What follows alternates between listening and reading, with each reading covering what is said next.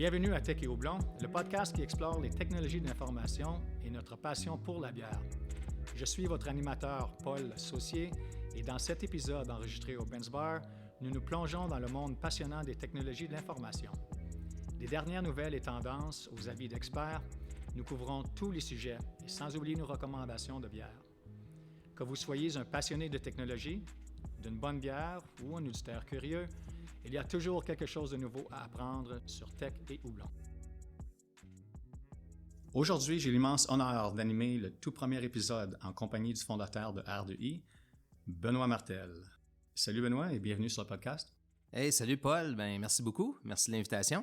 Je vais commencer par expliquer le concept de Tech et Houblon qui fusionne la technologie et notre passion pour la bière. Et d'ailleurs, nous enregistrons le podcast ici au Benz Bar, le lounge privé dans les bureaux de R2I. Merci, Benoît, de nous accueillir ici. Plaisir. Avant de commencer, Benoît, les conversations, j'aime ça qu'on ait une recommandation pour nos écouteurs au niveau des bières qu'on préfère ici. Donc, je vais te laisser commencer avec la tienne. Oui, tout à fait. Écoute, ma recommandation de la journée, d'ailleurs, je pense qu'on va se faire plaisir en ce moment même.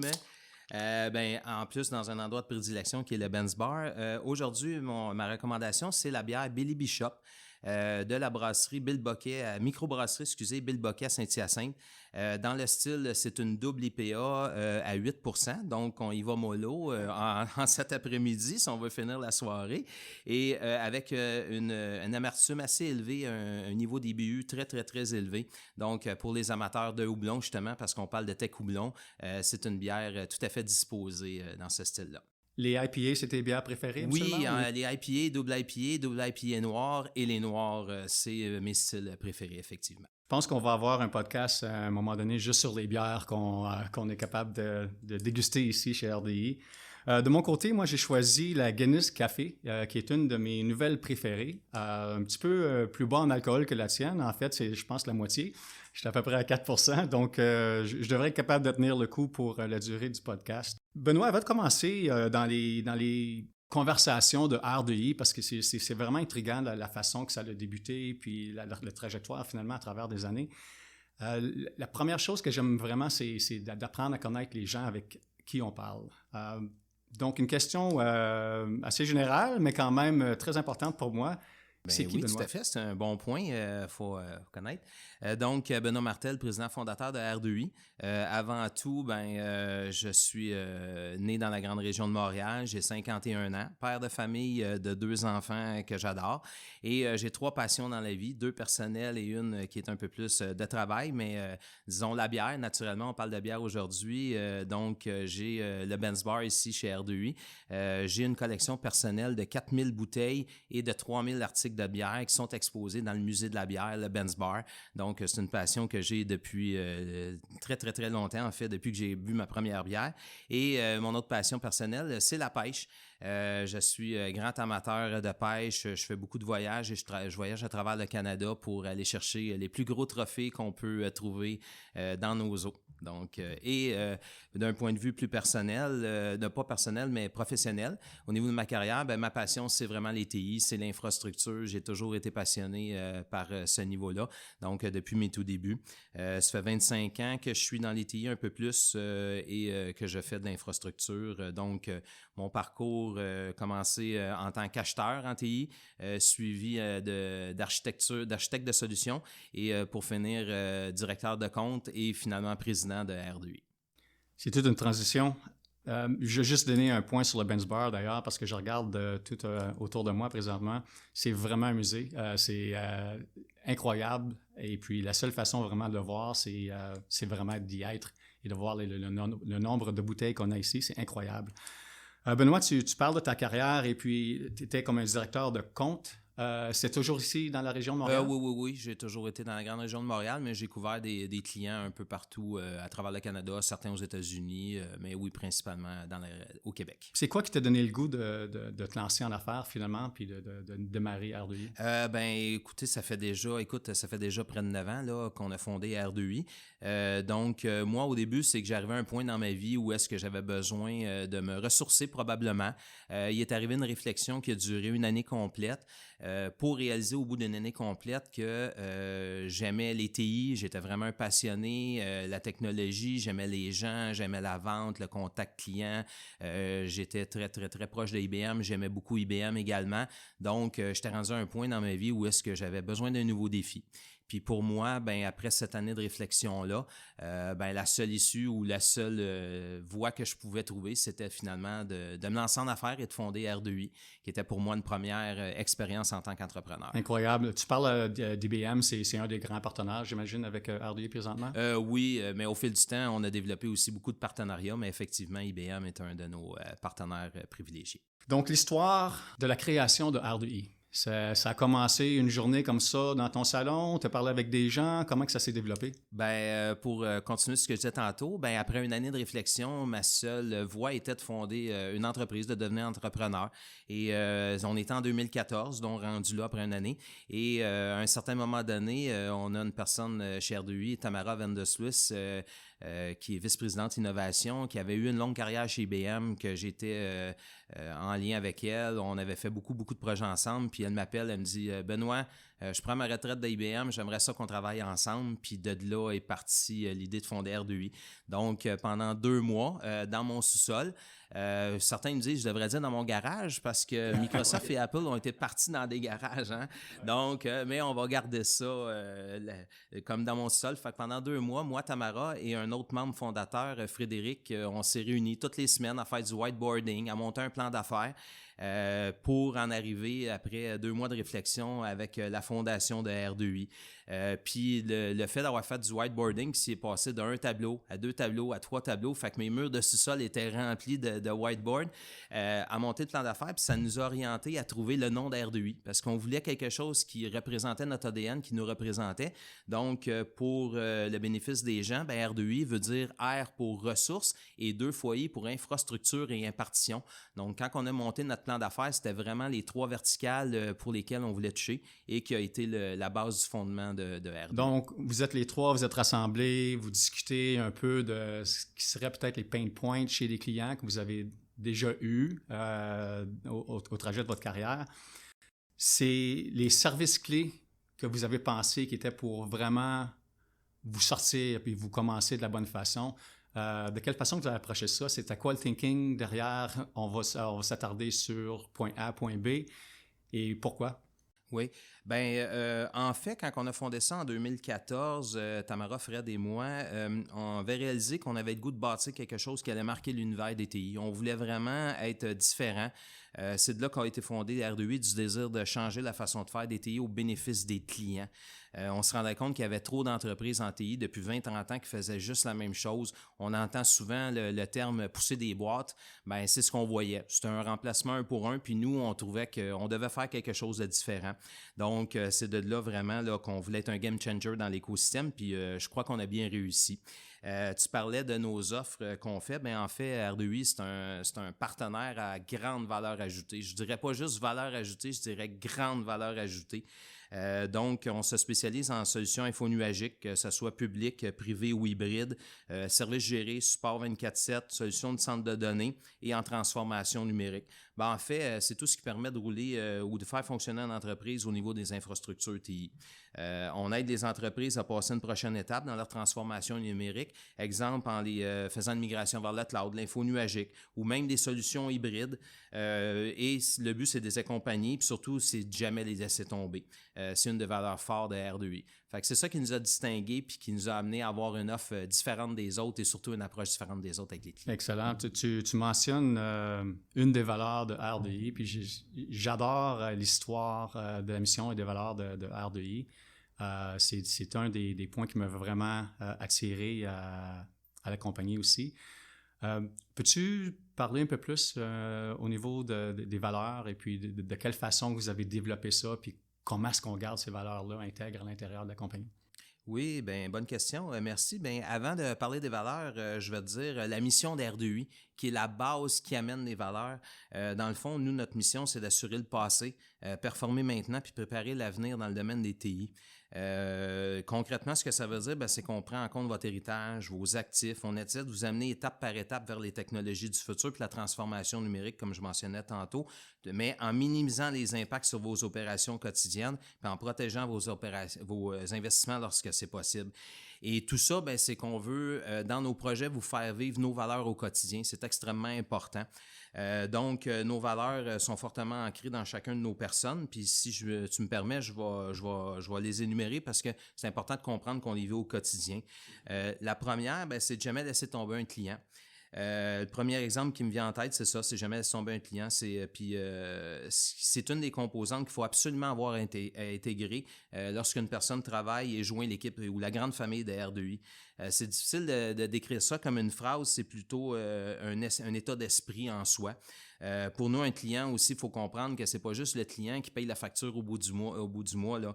Un client pour nous, c'est autant un collègue de travail, un fournisseur, un partenaire, un prospect. En fait, c'est n'importe qui avec qui on interagit dans l'écosystème. Puis ça, c'est extrêmement important, là. C'est une chose qu'on s'assure quand quelqu'un joue un R2I. Deuxièmement, c'est l'écoute. On est là pour vous. On a une écoute attentive parce qu'on veut faire un travail d'équipe avec vous. C'est de la collaboration avec nos clients puis nos collaborateurs. Ensuite, on pourrait parler d'excellence. Ça, c'est la promesse qu'on fait, c'est de toujours donner le meilleur de nous-mêmes. Ça, c'est assuré, là, chacun, à chaque fois qu'il intervient, son but, c'est de toujours le faire du mieux possible. Un autre, c'est la transparence. Vous aurez toujours l'heure juste avec nous. Le but de ça aussi, c'est pour vous aider à prendre des décisions éclairées puis vous aider à avoir du succès dans vos projets. On est là vraiment pour vous, on n'est pas là pour R2I, on est là pour vous, pour travailler avec vous. Ce qui vient avec ça, la suite de ça, c'est l'imputabilité. Donc, on est responsable de nos actions puis du résultat final. On se cache pas la tête dans le trou ou dans le sable, comme on peut dire, on prend nos responsabilités. Et le dernier, et non le moindre, qui va beaucoup avec la raison du tech houblon, c'est d'avoir du plaisir. Puis pour nous, avoir du plaisir, c'est être heureux au quotidien dans ce qu'on fait dans notre travail. On est accompli, on est épanoui. Donc, on va avoir du plaisir dans nos projets avec nos clients. Puis ça, ce que ça amène, c'est une attitude positive au quotidien qui se transmet de nous à nos clients. Tu as mentionné un peu les valeurs, puis les missions, tout ça, mais la force de R2I, ce serait quoi la définition pour toi? La force de R2I, c'est son capital humain. D'ailleurs, je l'ai mentionné ce que veut dire R2I. Donc, dans R2I, il y a le mot ressources, qui est le R de R2I. C'est nos gens, c'est nos services professionnels, c'est notre actif le plus précieux, en fait. La réputation de R2I a toujours été basée sur la qualité du service offert depuis le tout début, qui est d'ailleurs, comme j'ai dit tantôt, une des valeurs de R2I, qui est l'excellence. Fait que c'est la promesse qu'on fait. En plus de son personnel hyper qualifié, c'est notre désir de toujours être à l'avant, d'être dans une classe à part. On a toujours voulu se différencier des autres. Puis ça, c'est quelque chose qu'on a un exemple. Dès 2018, R2I a compris l'importance de la sécurité, de la conformité, de la gouvernance. Puis c'est là qu'on a débuté la belle aventure ISO en 2018. Aujourd'hui, R2I détient 4 certifications ISO, est en processus d'en terminer une 5e, puis on est vraiment un leader canadien à ce niveau-là. Fait que je crois que c'est comme ça qu'on peut dire qu'on se différencie des autres.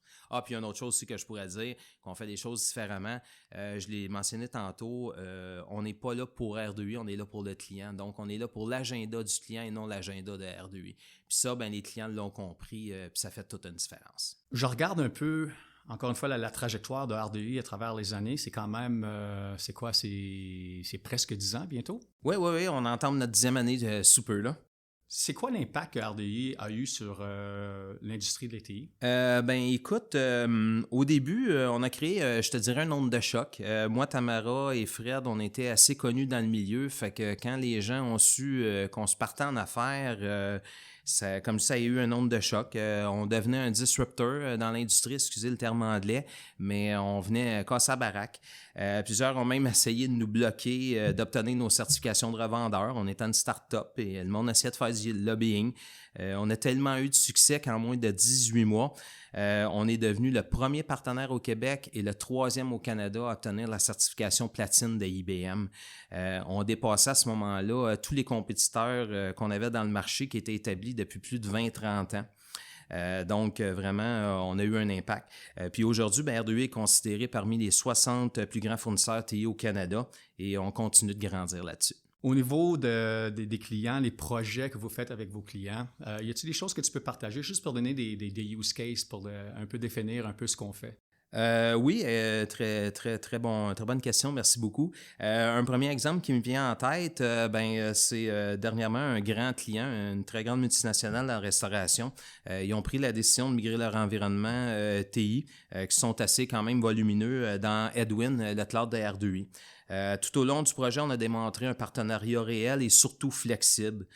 Plusieurs choses ont changé en cours de projet. C'est normal, on est en TI. Hein, pour ceux qui sont habitués des projets TI, demain est une journée différente. On a toujours été capable de se revirer sur une scène, comme on dit. Exemple, quelques jours avant la migration, on nous demande d'héberger un système téléphonique puis un système de sauvegarde qui est plus utilisé, mais qui doivent garder en archive. Puis en moins de 24 heures, tout est installé, tout était fonctionnel, puis on s'entend, c'était pas dans le contrat au début, là. Fait qu'on s'est reviré, on a démontré de la flexibilité. Puis ça a tellement bien été que le client, le lundi matin, dans la semaine suivante, quand ils ont migré, ben, les utilisateurs internes pensaient qu'ils n'avaient même pas réussi à migrer sur le cloud tellement qu'ils n'avaient rien vu puis que c'était transparent. Fait que ça a été une belle migration avec un très beau succès. Un autre exemple de ce qu'on a fait pour un client, puis démontre la flexibilité, comment qu'on peut aider les clients et qu'on travaille en partenariat avec eux. Ben, c'est un très grand client dans le domaine de la finance qui avait besoin de faire des migrations entre deux divisions, une division américaine puis une division canadienne. Et il y avait besoin d'un pont entre les deux parce que les réseaux ne se parlaient pas entre les États-Unis et Canada. Et ils ont choisi le cloud de R2I pour faire, Edwin, le cloud de R2I pour faire la migration.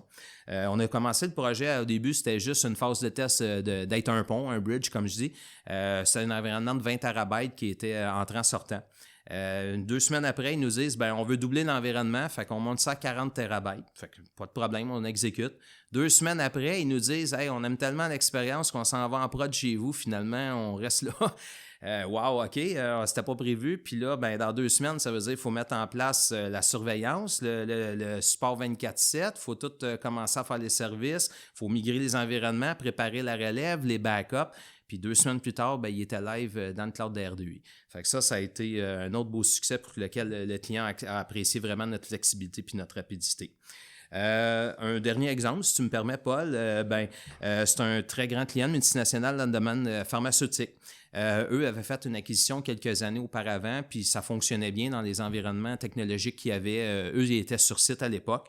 Et pour faire l'évolution des nouvelles technologies, cette vieille version obsolète-là, elle pouvait plus fonctionner. Fait que c'était rendu un frein pour le client de pouvoir évoluer. Donc, nous, on a proposé un modèle hybride. On a dit, regarde, on va pouvoir héberger ta plus vieille version que tu veux garder en historique chez R2I. D'ailleurs, chez R2I, on garde beaucoup de vieux équipements justement pour permettre à nos clients de pouvoir évoluer dans le temps vers des nouvelles technologies tout en comprenant que des fois, ils ont des contraintes sur des anciennes. Donc, on a permis aux clients d'aller en mode hybride, donc d'avoir des installations sur site et des installations dans l'info nuagique. Et ça a permis aux clients de pouvoir évoluer puis de faire avancer ses projets puis d'avoir du succès. Fait que pour nous, c'est des beaux accomplissements. Puis quand le client, à la fin, te dit on est super content, merci beaucoup, puis on adore travailler avec vous, c'est la récompense qu'on a. Excellent. Tu parles des projets, justement. Tu as mentionné hybride. Est-ce que c'est quelque chose, c'est-tu un trend qu'on voit avec nos clients chez R2I? Ah oui, beaucoup. Et dans l'industrie, aujourd'hui, on est multi-cloud. Hein? Les clients ont des besoins sur site, ont des besoins à l'extérieur. On parle du cloud d'R2I, mais il y a plein de façons d'avoir du cloud. Les Office 365, M365, c'est du cloud de mode hybride à mélanger avec un cloud de R2I. Donc, oui, hybride, c'est la façon d'avoir de multiples environnements, d'être capable de servir le client sur le besoin précis qu'il a, mais d'une façon qui est différente également. Donc, oui, le mode hybride est de plus en plus privilégié. A toujours été là et continue de l'être, mais chaque entreprise est différente. Puis la beauté d'R2U, on est capable d'offrir tout, en fait, à nos clients là-dessus. Un bon point que tu viens de mentionner. Je sais qu'on a fait beaucoup d'infrastructures. C'est vraiment dans notre ADN de faire l'infrastructure. Mais il y a une nouvelle composante qui s'est rajoutée avec R2I dernièrement aussi au niveau développement. Oui, c'est tout à fait. C'est au niveau du développement d'un environnement bien spécifique. R2U a une très, très grande spécialité sur l'environnement IBM Power. On en a discuté là, du partenariat privilégié qu'on a avec IBM. Il y a beaucoup, beaucoup de demandes dans le marché pour une offre de développement RPG et support applicatif dans ce domaine-là. Comme R2U est un leader canadien, même en Amérique du Nord, sur cette plateforme-là, ben, on a complété notre offre avec le support applicatif et développement IBMI. Donc aujourd'hui, on est capable de faire l'installation, le support, l'implantation sur site, de faire le cloud, de faire le service géré et maintenant le développement. Fait qu'on a vraiment une offre 360 sur cette plateforme. Ouais, j'allais dire un one-stop shop, comme qu'on dit. Ben oui, exactement. Excellent. Écoute, j'ai une dernière question pour toi, Benoît. Et puis, il y a quelques employés aux alentours de nous présentement qui nous regardent enregistrer le podcast qui vont être aussi intéressés que moi à savoir la réponse. On s'en va où chez RDI? C'est qu'est-ce qu'on voit dans les prochaines années? R2U a beaucoup d'ambition et comme on dit en anglais, excusez-moi l'expression, we walk the talk. Depuis le début, on a démontré que quand on dit qu'on veut aller quelque part puis qu'on veut faire quelque chose, on le fait. Donc, on a démontré cette année avec le lancement de notre nouvelle identité de marque avec Edwin, notre cloud de R2U, qu'on voulait devenir un leader canadien au niveau infonuagique. Donc, on avance vraiment dans cette direction-là. On veut continuer notre expansion à travers le Canada. On a une base très, très forte au Québec, mais il y a encore beaucoup de place pour R2U. On a commencé le développement en Ontario, à Ottawa, il y a environ 4 ans. Donc, on poursuit dans cette voie-là. On a débuté également une expansion dans la grande région de Toronto il y a 2 ans. Donc, ça aussi, ça se poursuit. On veut répéter le succès qu'on a au Québec et dans une prochaine étape par la suite, conquérir le reste du Canada. Donc, on a beaucoup d'ambition, on ne s'arrête pas là et on a une équipe aussi extraordinaire. Ce n'est pas juste R2I ou l'impact du comité de direction. Vraiment, chaque personne à tous les niveaux a un impact chez R2I. Et les partenariats aussi, j'imagine, aussi, qui travaillent bien avec la compagnie? Ah, tout à fait. R2U a établi des partenariats très, très, très solides. Tantôt, je faisais mention qu'il n'y a pas seulement IBM, mais effectivement, il y en a plusieurs. On a des partenariats autant avec des manufacturiers, avec d'autres firmes en TI comme nous qui sont complémentaires également. On est très, très ouvert à travailler avec l'écosystème pour remplir des besoins. Oui, R2U est un partenaire à grande valeur ajoutée, mais on ne peut pas tout faire. Ça, c'est tout à fait normal et réaliste. Donc, les partenariats et également les partenariats avec nos clients qui ne sont pas à négliger. Vraiment, pour nous, le client est un partenaire d'affaires et pas seulement un client. Puis ça, c'est quelque chose qu'on se le fait dire très, très régulièrement par nos clients. Ils nous disent, vous êtes un vrai partenaire. Puis j'insiste, vrai, je le dis en caractère gras parce qu'on se le fait dire très régulièrement. Superbe. Je m'aperçois en tant qu'animateur du podcast que c'est moi qui ai le meilleur job parce que moi, j'ai été capable de finir ma bière pendant que je te laissais parler. Oui, c'est vrai. Donc, ça va être à ton tour de boire ta bière. Benoît, je voulais te dire un gros merci encore une fois pour t'être joint à nous et nous laisser utiliser le Benz Bar pour le podcast. Ben, merci Paul, puis très content d'avoir fait ce premier Tech Houblon-là avec toi. C'est le début d'une belle série, puis écoute, très heureux. Merci beaucoup de l'invitation, puis ça a été une très belle conversation. À très bientôt, merci.